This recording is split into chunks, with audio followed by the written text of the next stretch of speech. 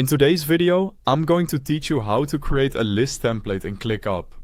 If you ever find yourself building the same kind of list over and over again, creating a template is a great way to save time and keep your workspace consistent. A list template lets you reuse the structure, settings, and other key elements of a list, so you do not have to start from scratch each time. To begin, go to the sidebar and find the list you want to turn into a template. Once you locate it, hover your cursor over that list. You should see a 3-dot menu appear. Click that menu to open the list options. From there, look for templates and hover over it.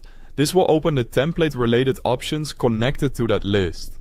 The goal here is to save the current setup so it can be reused later. Next, click Save as Template. This tells ClickUp that you want to capture the current list as a reusable format. After that, select Create New Template. This is the option you will use when you are making a brand new template instead of updating an existing one. Now it is time to name the template. Enter a clear, recognizable name that will make sense later, especially if you plan to create several templates for different workflows. You can also add a description or tags if you want to give more context. This can be especially helpful for organizing templates and making them easier to find in the future.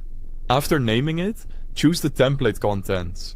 This is where you decide what should be included when the template is used. You can turn on views if you want to preserve the way information is displayed. Turn on tasks if you want the task structure included.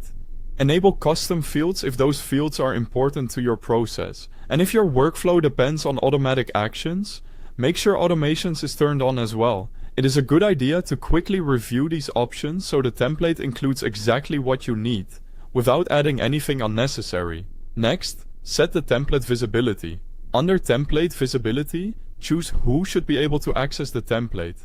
This is important if you are working with a team and want to control whether the template is private, shared more broadly, or available to specific users. Once everything looks right, click Save Template. That will store your list as a reusable template inside ClickUp.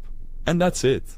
You've successfully created a list template that can help speed up future setup and keep your work organized.